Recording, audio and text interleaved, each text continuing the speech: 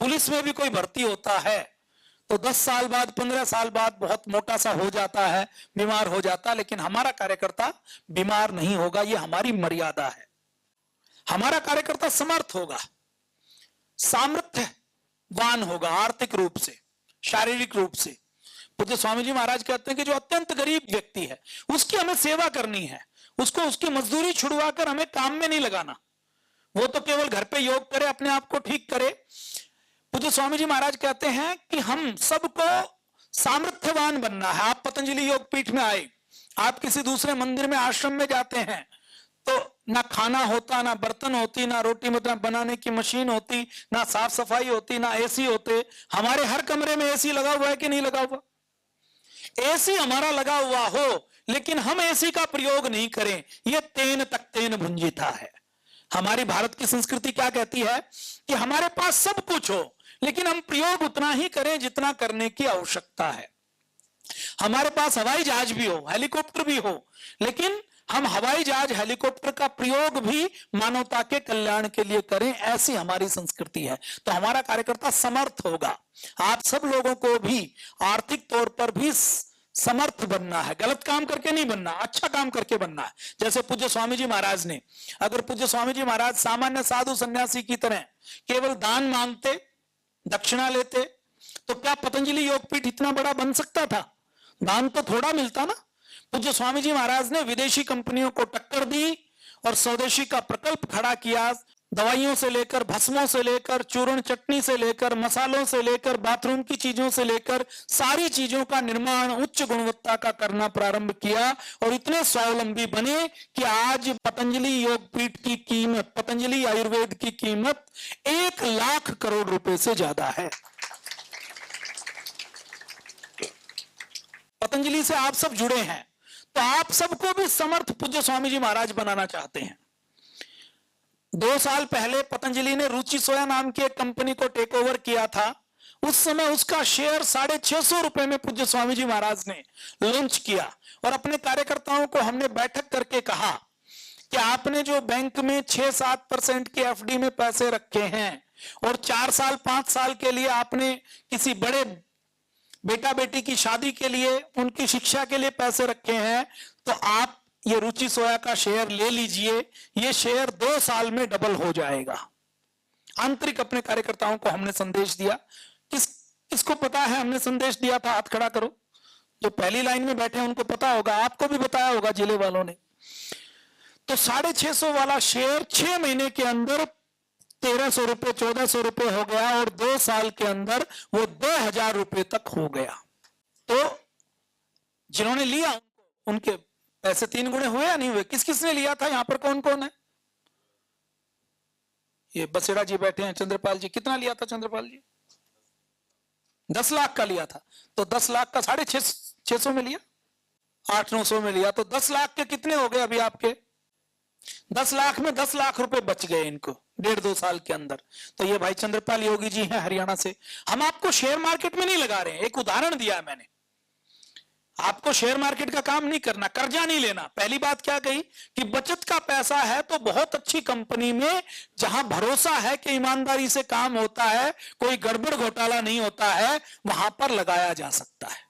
लेकिन इस दुनिया में सबसे खराब काम है लॉटरी का, सट्टे का, नेटवर्क मार्केटिंग का, चेन मार्केटिंग का, चिट फंड का। और शेयर मार्केट का भी बहुत अच्छा काम नहीं है। शेयर मार्केट में बहुत सी कंपनियां रातों रात चली जाती हैं, लेकिन मैंने पतंजलि की बात इसलिए की कि पतंजलि का संचालन परम पूज्य स्वामी जी महाराज जैसे व्यक्तित्व के हाथ में है, जिन्होंने 650 रुपए से यात्रा शुरू की तो उसको 2000 रुपए तक पहुंचा दिया। यह आपके सामने मैंने बात इसलिए रखी कि पतंजलि संस्था समर्थ है, असमर्थ नहीं है।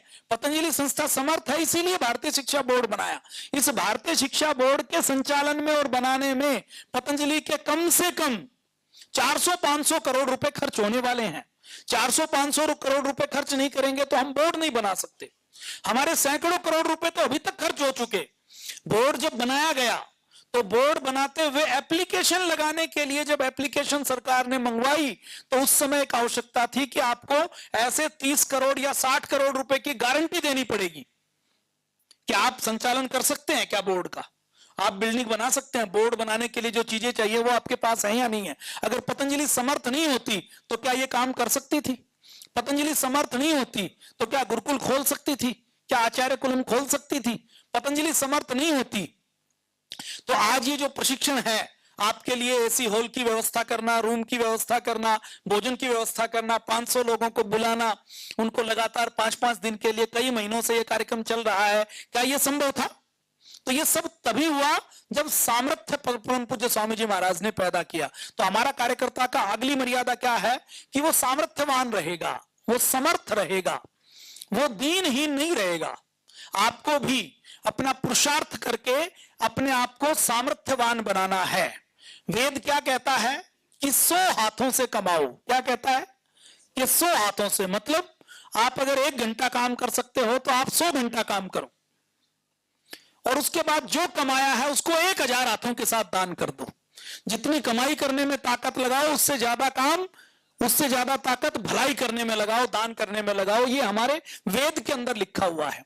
और फिर आगे एक बात और लिख दी है कि जो ये करेगा, जो दान करेगा, वो कभी दरिद्र नहीं हो सकता। दानम दारिद्र्य नाशनम, कि दान से दारिद्र्य का नाश होता है, और ये 100% सत्य है। तो हमारा कार्यकर्ता समर्थ होगा, हमारा कार्यकर्ता समर्पित होगा, हमारा कार्यकर्ता अपने संगठन के लिए, अपने राष्ट्र के लिए, अपने सनातन वैदिक संस्कृति के लिए 100% समर्पित होगा।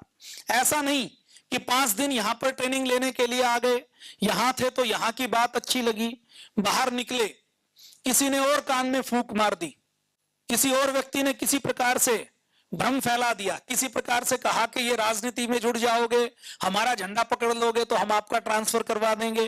तो यहाँ का गुरु का समर्पण, देश का समर्पण एक साइड में रखा और अपना झंडा उठा के थोड़े से लालच के लिए काम करना शुरू कर दिया। तो इसको समर्पण नहीं कहते। समर्पण का अर्थ है कि एक बार गुरु को, संस्था को, संगठन को स्वीकार कर लिया तो मरते दम तक उसको स्वीकार करके रखा। और उसके बाद जैसे पतंजलि योगपीठ में परिवार की निष्ठा है, गुरु में निष्ठा है, तो उस परंपरा को आने वाली पीढ़ी भी लगातार निभाए। और ये सब सिद्धांत और सप्त मर्यादाएं केवल आप ग्रहण नहीं करें, आप अपने परिवार को भी इसमें समर्पित कर दें। यह समर्पण का अर्थ है। तो आपको 100% समर्पित होना है। आप अपने परिवार को भी निर्व्यसनी बना दें, आप अपने परिवार को भी शाकाहारी बना दें, ऐसा आपको बनना है। बनना चाहिए कि नहीं बनना चाहिए? अच्छा, हमने जितनी बात आपके सामने की, कोई बात आपको ये लगी कि ये बात गलत है? हमने कोई आपको रामपाल, राम रहीम या किसी ढोंगी आडंबरी व्यक्ति की तरह हमने आपको कहा कि आपको स्वर्ग मिल जाएगा, आपको मोक्ष मिल जाएगा? हम तो आपको वो वेदों का रास्ता दिखा रहे हैं जो आपको, जिस रास्ते पर आप चलेंगे तो अपने आप आपको स्वर्ग भी मिलेगा जीते जी, और आपको मोक्ष भी मिलने वाला है। लेकिन वो मिलेगा आपके करने से। आपको कोई छू ले, आपको कोई भभूत दे दे, उससे आपको मोक्ष मिलने वाला नहीं है। जो दूसरों को मोक्ष दिलवा रहे थे वो जेल के अंदर बैठे हुए हैं। हम भी गए उस जेल में जिसमें रामपाल बंद है, हिसार में। पूज्य स्वामी जी महाराज का कार्यक्रम रखा था, तो वो पिछले, जैसे आप 500 लोग बैठे हैं ना, 801 कैदी वहां पर थे, मैं भी वहां पर था, पूज्य स्वामी जी महाराज का कार्यक्रम था, तो सबसे अंतिम लाइन में वो बैठा हुआ था।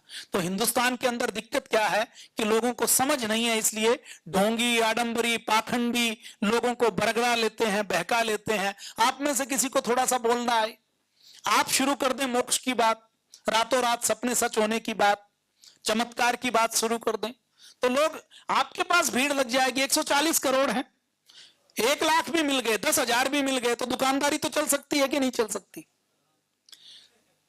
तो इसलिए हम आपको कोई झूठा मोक्ष का मार्ग दिखाने वाले नहीं हैं। पतंजलि योगपीठ का सिद्धांत है कि पतंजलि योगपीठ में किसी भी प्रकार के भूत को, प्रेत को, डाकिनी को, शाकिनी को, पिशाचिनी को, किसी भी प्रकार के मंत्र चिकित्सा को, किसी ज्योतिषी को, गणित ज्योतिष को छोड़कर जो फलित ज्योतिष है, किसी प्रकार के राहु केतु शनि को, किसी भी प्रकार के अंगूठी पहनने से, कोई कड़ा पहनने से कोई बीमारी दूर हो जाएगी, कोई किस्मत बदल जाएगी, इस प्रकार के किसी भी ढोंग, आडंबर और पाखंड को पतंजलि योगपीठ नहीं मानता है, और इनसे किसी की किस्मत बदलने वाली नहीं है।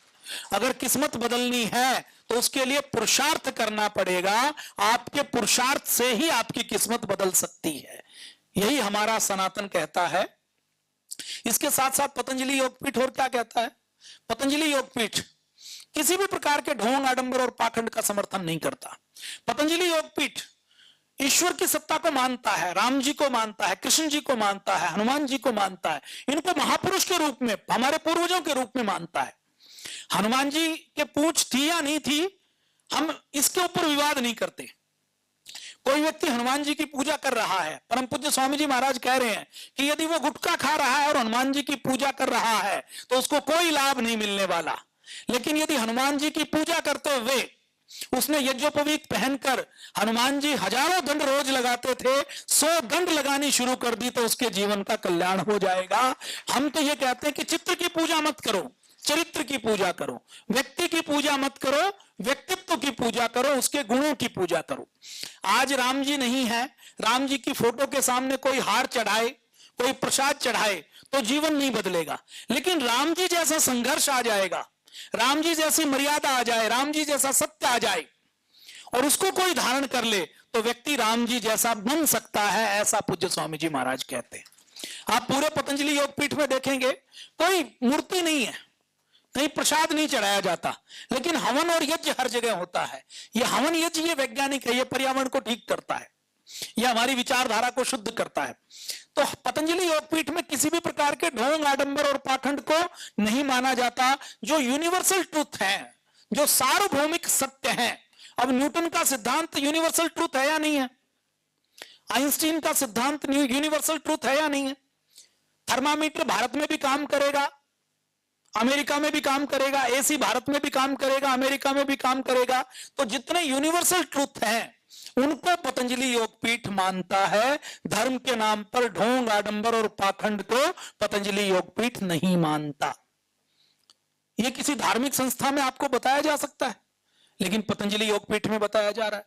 लेकिन साथ साथ हम वामपंथियों की तरह नास्तिक नहीं है, हम 100% आस्तिक हैं। ईश्वर है, ईश्वर कण कण में है, और कण कण में है तो मंदिर के अंदर भी है, लेकिन केवल मंदिर के अंदर ईश्वर है हम ऐसा नहीं कहते। तो ये हमारी विचारधारा, ये आपको पता होनी चाहिए। ये आपको पता रहेगी तो आप किसी भ्रम में नहीं आएंगे, आपके कर्म से आपको मिलेगा। देखिए जितनी ठगी होती है, कुछ लोग आते हैं ना सोना डबल करने वाले, वो क्या कहते हैं आपका सोना डबल कर देंगे, तो सोना निकाल कर लेकर आते हैं। तो धर्म, सोना डबल करने के नाम पर लालच दिया ना। लोग कहते हैं कि आपको पैसे डबल करने हैं, तो चिट फंड के नाम से, लॉटरी के नाम से लोगों के पैसे डबल किए जाते हैं, लालच दिखाया जाता है। पतंजलि किसी भी प्रकार का किसी को लालच नहीं दिखाता, शॉर्टकट नहीं दिखाता। जो वैज्ञानिक तरीका है वही वैज्ञानिक तरीका पतंजलि बताता है। कम जुड़ते हैं, हमारे पास भेड़ बकरियों की तरह बाड़ा नहीं है कि भेड़ बकरियों की तरह बंद कर लिया। अब भेड़ बकरी के साथ होता क्या है, एक के पीछे एक चलती है, वो देखती नहीं आगे गड्ढा है या नहीं है।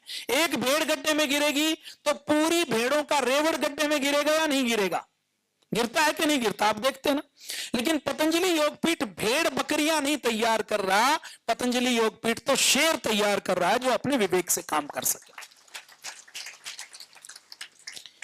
तो हमारे कार्यकर्ता की अगली मर्यादा है कि वह समर्पित रहेगा, उसका गैर राजनीतिक जीवन रहेगा। ऐसा नहीं कि पतंजलि योगपीठ से मैं जुड़ा हूं, जिला प्रभारी बन गया, अब मैं सरपंची का इलेक्शन लड़ूंगा, अब मैं पार्षद का इलेक्शन लड़ूंगा। हमें अपने जीवन में गैर राजनीतिक रहना है। क्या रहना है? क्योंकि राजनीति करेंगे तो हम बड़ा काम नहीं कर पाएंगे, बड़ी सेवा नहीं कर पाएंगे, तो हमें गैर राजनीतिक रहना है। पतंजलि योगपीठ और भारत स्वाभिमान पतंजलि योग समिति क्या है? गैर राजनीतिक है। सुबह मैंने इसका उत्तर दिया था ना। फिर आप कहेंगे मोदी जी का समर्थन क्यों किया?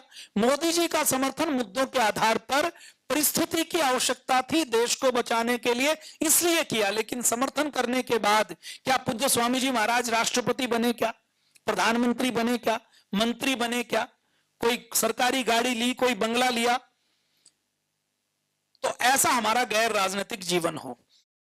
इसके साथ साथ हमारी एक मर्यादा और है कि हम राष्ट्रहित में, अगर कोई व्यक्ति पतंजलि का कार्यकर्ता है तो वो कम से कम 2 घंटे का समय देश, समाज और संस्कृति के कल्याण के लिए, योग के प्रचार प्रसार के लिए 2 घंटे का समय वो 24 घंटे में मानवता की और समाज की सेवा के लिए जरूर देगा।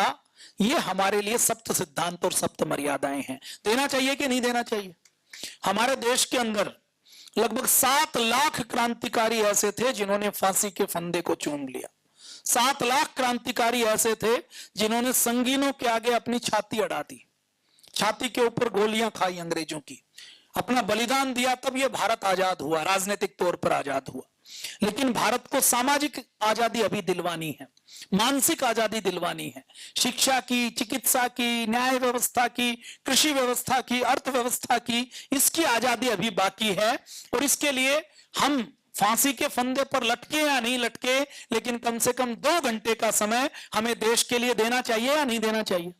तो बस 2 घंटे का समय हमारे भारत स्वाभिमान का कार्यकर्ता अपने घर परिवार को छोड़कर समाज के लिए जरूर देगा। और इन 2 घंटों में आपको क्या करना है, अपने घर के पास खुद योग करना है और दूसरों को योग करवाना है। तो ये हमारी सप्त सिद्धांत और सप्त मर्यादाएं हैं। इन सप्त सिद्धांतों और सप्त मर्यादाओं में कोई बात आपको गलत लगती है कि ये गलत है, इसका मैं विरोध करता हूं, ये चीज तो अच्छी नहीं है, कोई ऐसी लगी आपको? कितना ऊंचे स्तर का दृष्टिकोण आपको लगा होगा। ऐसा कोई दूसरा संगठन आपको दिखाई देता है जिसके ऐसे सिद्धांत और मर्यादाएं हों? दिखाई देता है आपको कोई? इसके बाद हमारी 5 प्रतिज्ञाएं हैं। 5 प्रतिज्ञाएं कौन सी है कि हम अपने जीवन में 100% मतदान करेंगे, गैर राजनीतिक रहेंगे लेकिन मतदान जरूर करेंगे, क्योंकि हमारे गलत मतदान करने से, मतदान के नहीं करने से गलत लोग हमारे ऊपर शासन करने लगते हैं। तो उन गलत लोगों का शासन हमारे ऊपर नहीं हो, इसलिए हमें 100% मतदान करना, लेकिन खुद गैर राजनीतिक रहना है। राजनीति में जो अच्छे लोग हैं उनको आगे बढ़ाना है। हमें 100% राष्ट्रवादी चिंतन करना है, 100% विदेशी कंपनियों का बहिष्कार करना है। हमारे घर में हम कई बार कुछ सामान प्रयोग करते हैं, तो कुछ शून्य तकनीकी का सामान होता है, जैसे साबुन है, शैम्पू है, तेल है, अचार है, मसाले हैं, आटा है, दाल चावल है, ये विदेशी कंपनियां पैक करके बेचती हैं। अब हिंदुस्तान यूनिलीवर के लक्स साबुन के बिना काम चल सकता है या नहीं चल सकता? लाइफबॉय के बिना काम चल सकता है कि नहीं चल सकता? इस साबुन के अंदर कोई टेक्नोलॉजी है क्या? साबुन बनाना, शैम्पू बनाना, मसाले पीसकर पैक करना, मसाले की पिसाई कर दी और पिसाई करके 100-100 ग्राम के पैकेट बना दिए, उस जो पॉलिथीन की पन्नी है उसको मोमबत्ती से चिपकाना, इसमें कोई टेक्नोलॉजी है? तो ये अपने भारत की कंपनियां, भारत के लोग बना सकते हैं या नहीं बना सकते? अगर ये सामान भी विदेशी कंपनियां हमें बेचती हैं और हर साल लाखों करोड़ रुपए का सामान बेचती हैं, तो इसका मतलब क्या है कि हम मानसिक तौर पर गुलाम हैं। ये सामान बेचकर, शून्य तकनीकी की सामान बेचकर, हिंदुस्तान यूनिलीवर से लेकर नेस्ले से लेकर एक एक कंपनी के पापों की बात करें तो बहुत लंबा कच्चा चिट्ठा है। नेस्ले कंपनी, भारत में जो छोटा बच्चा जन्म लेता है ना, माँ बाप उनको नेस्ले का दूध देते हैं। एक वो दूसरी चीज और है सेरेलेक, वो सेरेलेक देते हैं ना। तो नेस्ले कंपनी हर 100 ग्राम सेरेलेक में अपने यहां भारत में 10 ग्राम तक चीनी मिलाती है, और उसी सेरेलेक में जो अमेरिका में या यूरोप में बेचा जाता है वहां पर चीनी नहीं मिलाई जाती। अब छोटे बच्चे को आपने चीनी मिला हुआ सेरेलेक खिला दिया तो वो 20 साल, 30 साल, 40 साल का होगा तो डायबिटीज उसको जरूर होगी।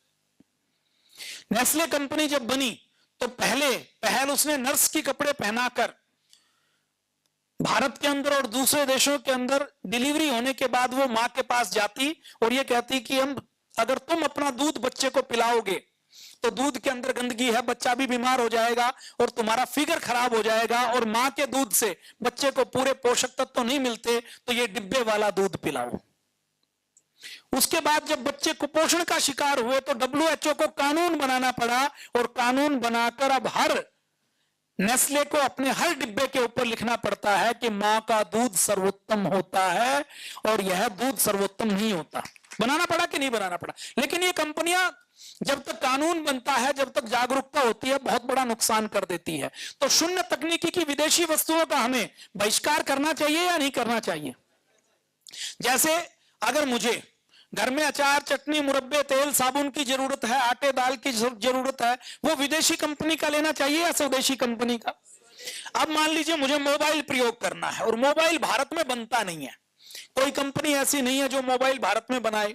अब इस मोबाइल के प्रयोग करने में मोबाइल फट ना जाए, इसलिए हमें जरूरत पड़े तो विदेशी खरीद सकते हैं कि नहीं खरीद सकते? जरूरत पड़े तो रॉकेट विदेशी खरीद सकते हैं, फाइटर जहाज विदेशी खरीद सकते हैं, मिसाइल डिफेंस सिस्टम विदेशी खरीद सकते हैं, कोई टेक्नोलॉजी का आइटम है वो विदेशी खरीदा जा सकता है यदि उस गुणवत्ता का अपने देश में उपलब्ध नहीं है तो। लेकिन शून्य तकनीकी की विदेशी वस्तुओं का बहिष्कार करना यह हमारे कार्यकर्ता का धर्म है, उसकी प्रतिज्ञा है। होनी चाहिए कि नहीं होनी चाहिए? और देश के 100 करोड़ लोग यदि प्रतिज्ञा कर लें तो ये विदेशी कंपनी, यूनिलीवर हो, नेस्ले हो, कोलगेट हो, पीएनजी से लेकर जितनी विदेशी कंपनियां हैं, वो जो यहां से मुनाफा लेती हैं, वो मुनाफा कहां लेकर जाती हैं? विदेश में लेकर जाती हैं। वो, उनको देश से कोई प्रेम नहीं है। भारत में जब तक उनका सामान बिक रहा है तब तक उनके लिए भारत है। जिस दिन भारत में सामान बिकना बंद हो जाएगा, भारत में कोई आपदा आ जाएगी, भारत में कोई अकाल हो जाएगा, युद्ध हो जाएगा, तो वो अपना बोरिया बिस्तर समेट कर चले जाएंगे। उनकी भारत से किसी भी प्रकार की प्रेम का कोई लगाव नहीं है, कोई स्नेह का, प्रेम का कोई बंधन नहीं है। तो शून्य तकनीकी की विदेशी वस्तुओं का बहिष्कार करना, देशभक्त लोगों को 100% संगठित करना। हमें केवल इतना नहीं है कि हम तो देशभक्त हैं, राष्ट्रवादी हैं, लेकिन पड़ोसी से बात नहीं करेंगे, दूसरे व्यक्ति से हमें कोई मतलब नहीं है। अगर हम केवल अपने व्यक्तिगत जीवन में राष्ट्रवादी होंगे तो उससे काम नहीं चलेगा, उससे देश नहीं बदलेगा। हमें अच्छे देशभक्त दूसरे लोगों को भी जोड़ना है, उनको भी बदलना है, उनको भी अपने भारत स्वाभिमान से, अपने राष्ट्रवादी परिवार से जोड़ना है। तो देशभक्त लोगों को संगठित करना चाहिए या नहीं करना चाहिए? परम पूज्य स्वामी जी महाराज कहते हैं, वो कहते हैं कि इस देश में जो गलत हो रहा है ना, वो गलत व्यक्तियों के कारण नहीं हो रहा। गलत व्यक्ति 100 में से 5 हैं, अच्छे व्यक्ति 95 हैं। लेकिन दिक्कत क्या है कि 95 मौन होते हैं तो उन 5 व्यक्तियों की आवाज सुनाई देती है। होता है या नहीं होता? मोहल्ले में, गांव में शराब पीने वाला, गुंडा मवाली 1 2 4 होते हैं या बहुसंख्य होते हैं, लेकिन बहुसंख्य लोग मौन रहते हैं। उनके मौन के कारण दुष्ट व्यक्तियों का हौसला बढ़ता है। तो पूज्य स्वामी जी महाराज कहते हैं कि हमें अच्छे लोगों को संगठित करना है ताकि दुष्ट व्यक्ति हमारे ऊपर शासन ना कर पाए। हमारी 5वीं प्रतिज्ञा क्या है कि हमें 100% योग में भारत का निर्माण करना है। भारत को स्वस्थ बनाना है, समृद्ध बनाना है, संस्कारवान बनाना है, आध्यात्मिक बनाना है, नशा मुक्त बनाना है, रोग मुक्त बनाना है। हमें अपने भारत को पूरी दुनिया का विश्व गुरु बनाना है, यह हमारा उद्देश्य है। तो हम 100% योगी भारत का निर्माण करेंगे। योगी भारत का निर्माण करने के लिए आपके जिले में आपको सहयोगी योग शिक्षक बनाया, आपको सहयोगी योग शिक्षक बनाकर आपको यहां पर भेजा। आप यहां से ट्रेनिंग लेकर जाएंगे तो आपको भी कम से कम 10 लोगों को असिस्टेंट योग टीचर बनाना है। बनाना चाहिए या नहीं बनाना चाहिए? आज आपका पहला दिन है। जो ट्रेनिंग यहां हो रही है वो देश के अगर 1 करोड़ लोगों को हम दे दें तो भारत बदल जाएगा या नहीं बदलेगा? और अभी तो आप घूम के नहीं आए हैं, जब आप देखेंगे आपको पूरा पता लगेगा, तो उस समय आपको पता लगेगा कि पतंजलि कितना बड़ा काम कर रहा है। बहुत सी चीजें हैं जो अभी तक आपको नहीं पता थी। मैंने जो सप्त सिद्धांत सप्त मर्यादाओं की बात की, इनमें से बहुत सी चीजें आपको स्पष्ट नहीं थी कि इनको करने से क्या होगा। अगर सप्त सिद्धांत सप्त मर्यादाओं का, पंच प्रतिज्ञाओं का सब लोग पालन करेंगे तो भारत के अंदर भ्रष्टाचारी व्यक्ति शासन नहीं कर सकते, कुछ गलत नहीं हो सकता। हमारे कार्यकर्ताओं को अपने जीवन में 4 निष्ठाएं रखनी है, 4 गौरव रखने हैं। हमें अपने गुरु के अंदर पूर्ण निष्ठा रखनी है, ईश्वर के अंदर पूर्ण निष्ठा रखनी है। ईश्वर के अंदर निष्ठा रखने का अर्थ क्या है कि 24 घंटे परमपिता परमेश्वर, उसको आप नेचर कहें, उसको आप प्रकृति कहें, उसको परमेश्वर कहें, उसको ईश्वर कहें, ब्रह्मांड की व्यवस्था कहें। जैसे हवा आपके चारों ओर है वैसे ही आपके चारों ओर परमेश्वर आपको हर समय देख रहा है।